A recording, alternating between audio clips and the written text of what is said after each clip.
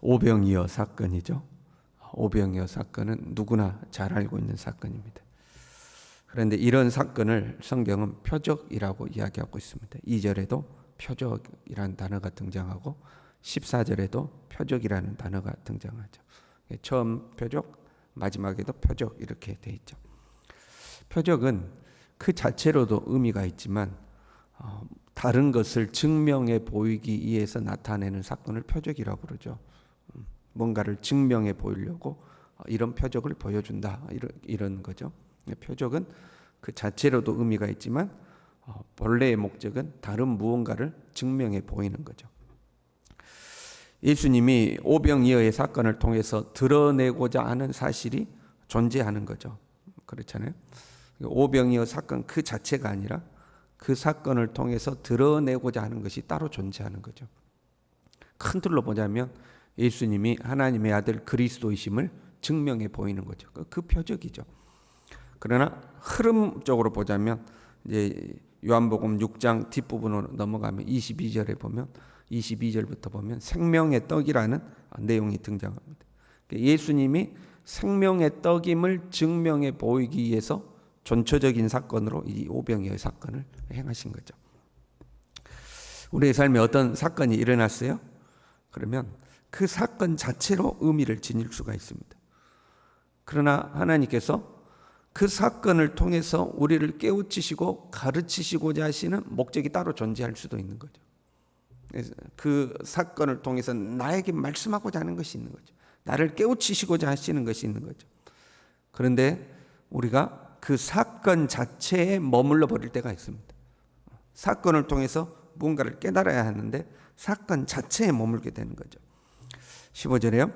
그들이 와서 자기를 억지로 붙들어 임금으로 삼으려는 줄 아시고 다시 혼자 산으로 떠나 가시니라. 그러니까 지금 이 군중들은 오병이어 사건 자체를 즐기고 있는 거죠. 이렇게 좋을 수가, 이렇게 행복할 수가. 야, 세상에 이런 일이 있다니.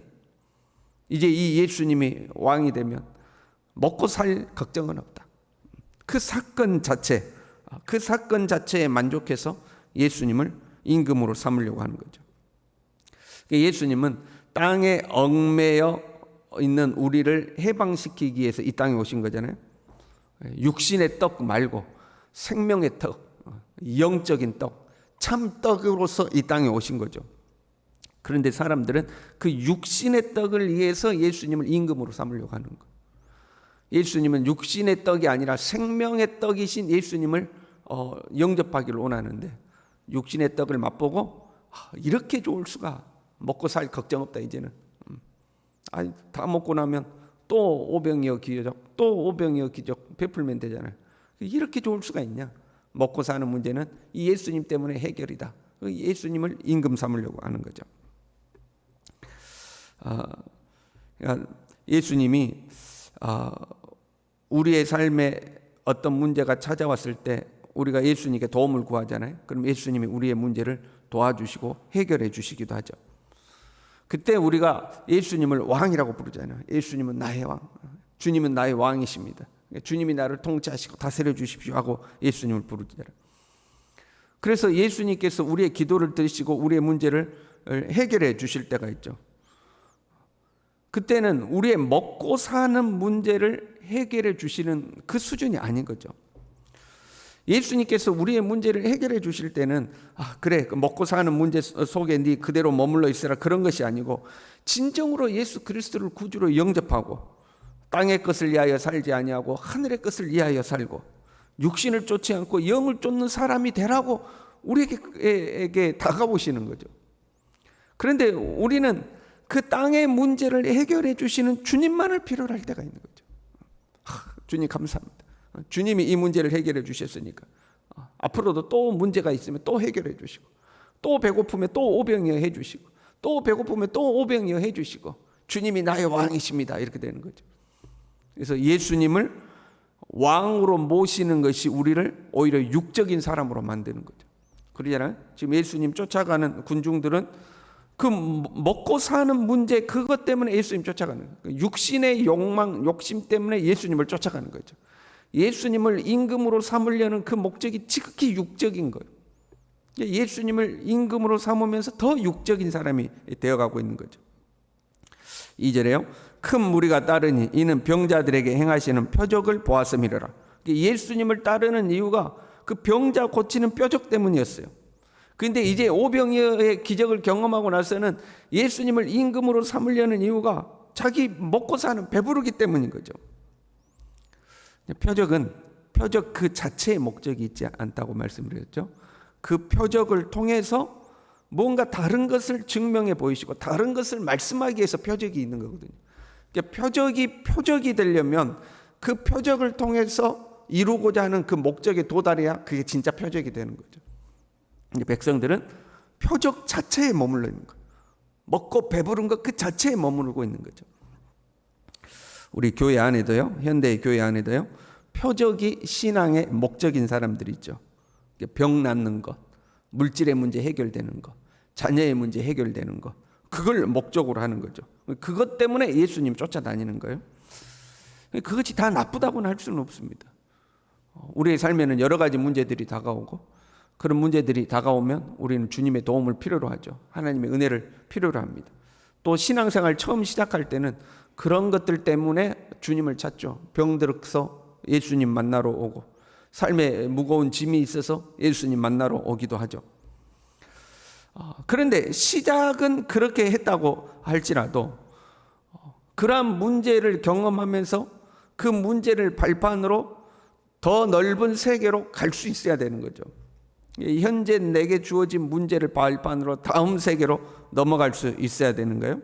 육신의 문제를 발판으로 영의 세계로 넘어가고, 땅의 문제를 발판으로 하늘의 세계로 넘어갈 수 있어야 되는 거죠. 근데 이게 안 되는 거예요. 이게 안 되는 거예요. 반복적으로 또 배부르게 해주십시오. 또 배부르게 해주십시오. 또 배부르게 해주십시오. 거기에만 머무는 거죠. 그러면 평생 신앙이 성장하지 않고 그 표적 그 자체를 쫓아가는 신앙이 되는 거예요.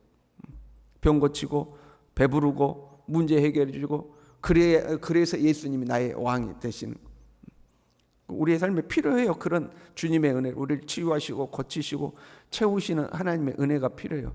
그러나 거기에 머무르면 안 되는 거죠. 그러한 일들을 통해서 그러한 일을 발판으로 다음 세계로 넘어갈 수 있어야 되는 거죠. 그렇게 이 백성들이 예수님을 임금으로 삼으려고 했더니 예수님이 그들을 떠나가셨다 하고 기록하고 있습니다. 우리는 예수님을 왕으로 모시고 나의 왕이시여 나에게 오시옵소서, 나에게 오시옵소서 그러는데 예수님은 오히려 떠나가셔 버렸다는 거예요. 나에게는 주님이 필요합니다. 주여 내게 오시옵소서, 왕이신 나의 주님 내게 오셔서 내 문제를 해결해 주십시오라고 예수님께 간청하지만 예수님은 오히려 떠나가 보시. 왜? 그렇게 예수님을 부르는 의도가 지극히 육적이기 때문에 그렇죠. 그러니까 예수님을 왕으로 부르면서 육적인 욕망이 더 커져가는 거예요.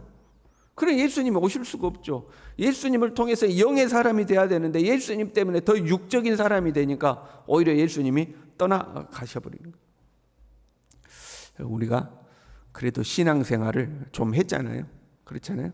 이 새벽에 나오신 분들은 신앙생활을 좀 했잖아요. 적어도 우리가 이런 함정에 빠져서는 안 되죠. 예수님을 나의 왕이라고 부르면서 육적인 사람이 되는 함정, 예수님을 왕이라고 부르는 그 의도와 목적이 지극히 육적인 그런 함정에 빠지면 안 되는 거죠. 우리에게 주님이 은혜를 베푸실 때 그 은혜를 나의 육적 욕망을 위하여 사용하는 것이 아니라 나를 교훈하시고 나를 이끌어 가시는 그 하나님의 의도를 깨닫고 하나님의 참 목적에 도달할 수 있어야 되겠죠. 우리가 그 정도 신앙인은 되어야 되지 않겠습니까? 그 정도 신앙인은 되어야 되지 않겠습니까? 예수님이 이 사람들이 예수님을 임금으로 삼으려는 걸 알고 떠나가셨잖아요. 그리고 나중에 배를 타고 가버나움으로 가셨어요. 그 사람들이 어떻게 알고 그 예수님을 또 가버나움까지 쫓아왔어요. 그때 예수님께서 이렇게 말씀하셔요. 26절에요. 내가 진실로 진실로 너희에게 이르노니 너희가 나를 찾는 것은 표적을 본 까닭이 아니요. 그러니까 표적을 보고 이분이 그리스도시구나, 이분이 하나님의 아들이시구나. 그 표적이라는 것은 그걸 증명하기 위해서 보여주신 거잖아요. 이분이 나의 구세주구나. 그걸 깨달아서 나를 쫓아온 까닭이 아니요, 떡을 먹고 배부른 까닭이로다. 너희들은 떡 먹고 배불러서 따라온 거다. 예수님은 떡을 먹고 배부르게 만들어 주신 이유가 그 자체에 있는 것이 아니고 예수 그리스도가 하나님의 아들이시오, 그리스도이심을 깨닫게 하려고 그 사건을 보여주셨는데, 그 표적을 보고 그걸 깨달아서 주님께 온 게 아니고 떡 먹고 배부르니까 또 나를 배부르게 해주십시오, 그 욕심 때문에 나에게 왔구나, 그 말씀이죠. 그리고 나서 이렇게 말씀하셔요. 썩을 양식을 위하여 일하지 말고 영생하도록 있는 양식을 위하여 하라. 그 썩을 육신 배부르게 하는 것, 그것 쫓아가지 말고 영생하도록 있는 양식, 하늘의 것을 위하여 일하는 사람이 되어라. 그것이 내가 너에게 이 표적을 보여준 이유다, 이 말씀인 거죠.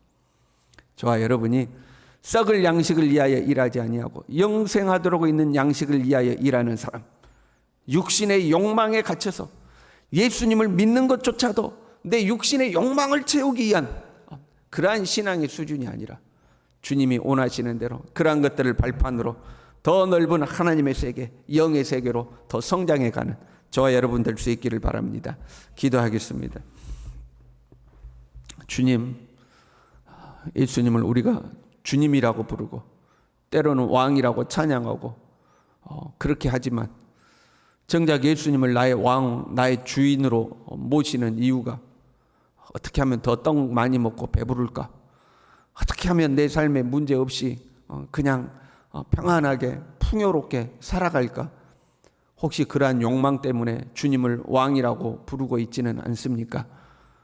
진정 예수 그리스도가 내 삶의 진정한 주인이시요 진정한 나의 왕이 되셔서 주님이 원하시는 대로, 주님이 뜻하시는 대로 주님의 나라와 주님의 의를 위하여서, 땅의 것을 위하여가 아니고 하늘의 것을 위하여서 그렇게 살아가는 성숙한 하나님의 사람들이 될 수 있도록 우리 모두를 붙드시고 인도하여 주시옵소서. 예수님의 이름으로 기도 올리옵나이다. 아멘.